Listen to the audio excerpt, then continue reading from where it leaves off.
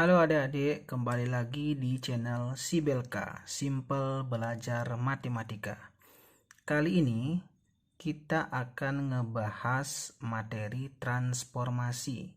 Namun kita khususkan kepada materi translasi saja atau pergeseran. Untuk translasi ada rumusnya adik-adik, silahkan diingat ya. Jadi rumusnya, suatu titik P dengan koordinat X, Y itu ditranslasikan terhadap T, A, B, maka menghasilkan suatu bayangan P aksen dengan koordinat X tambah A, Y tambah B. Jadi nanti kalau ada suatu titik itu ditranslasikan terhadap T, maka untuk mencari bayangannya, adik cukup menjumlahkan. Yang dijumlahkan adalah X-nya atau bilangan nanti di depan, tambahkan dengan yang di atas, tuliskan di sini. Lalu bilangan di belakang, tambahkan yang di bawah, tuliskan di sini. Itu aja rumusnya, gampang, simple sekali. Silahkan diingat ya. Nah adik-adik, kita akan coba ngerjain soal-soal terkait dengan translasi ya atau pergeseran. Jadi soal yang pertama, titik P itu koordinatnya 2,5 ditranslasikan terhadap T 2,2. Koordinat bayangan titik P adalah, jadi kita mencari bayangan dari titik P ini. Caranya gimana? Kita masukkan ke rumusnya atau ingat kembali rumusnya, Pak tuliskan ya. Koordinat P-nya 2,5, translasinya adalah 22. Jadi, untuk mencari P aksen seperti yang Kak sudah jelaskan tadi, cukup adik menjumlahkan aja. Depan itu dijumlahkan dengan atas, jadi 2 ditambah dengan 2, yang di belakang dijumlahkan dengan yang di bawah. Jadi di belakang itu 5, tambahkan dengan 2. Sehingga nanti adik ketemu bayangan P atau P aksen, 2 tambah 2 itu 4, 5 tambah 2 itu 7. Maka bayangannya adalah 4,7. Oke. Simple sekali ngerjain soal translasi. Nah adik-adik, kita coba ke soal yang lain ya. Kalau tadi kita sudah coba ngerjain soal yang pertama, sekarang kita coba yang kedua. Ada titik Q, koordinatnya 1,3 ditranslasikan terhadap T 5,-3. Jadi koordinat bayangan titik Q-nya berapa gitu ya. Jadi sama aja caranya deh ya. Jadi ada titik Q 1,3. Itu ada translasi 5-3 ya kan. 5-3 kita akan mencari bayangan Q atau bisa ditulis Q aksen. Jadi sesuai dengan rumusnya, adik-adik bisa kerjakan ini. Depan tambahkan dengan atas, jadinya 1 tambah dengan 5, belakang tambahkan dengan bawah. Jadi 3 ditambah dengan -3. Gitu ya. Jadi Q aksen adalah 1 tambah 5 itu adalah 6. 3 ditambah, jadi uangmu 3, sekarang utang 3, jadi gimana? Habis ya, 0. Maka bayangan dari titik Q adalah 6,0. Ya, simple sekali. Nah adik-adik, kita akan coba ke soal berikutnya ya.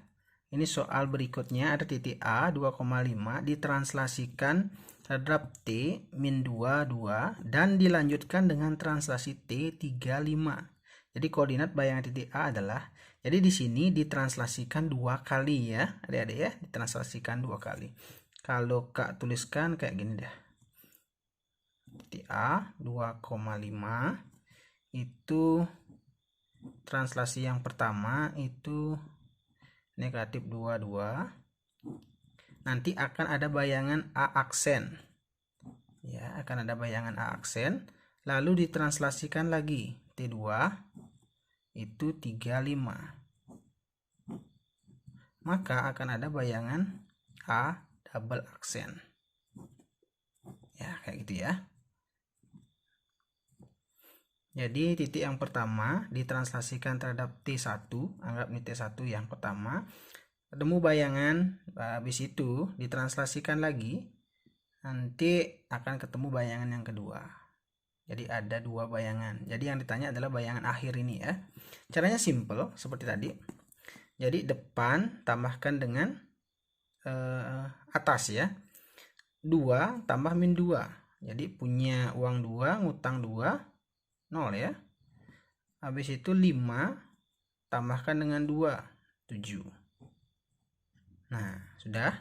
Sekarang lanjut ke sini. 0 tambah dengan 3, berapa? 3 ya. Habis itu 7 tambah dengan 5, berapa? 12. Jadi jawabannya 3,12. Simple sekali. Ini jawabannya ini ya.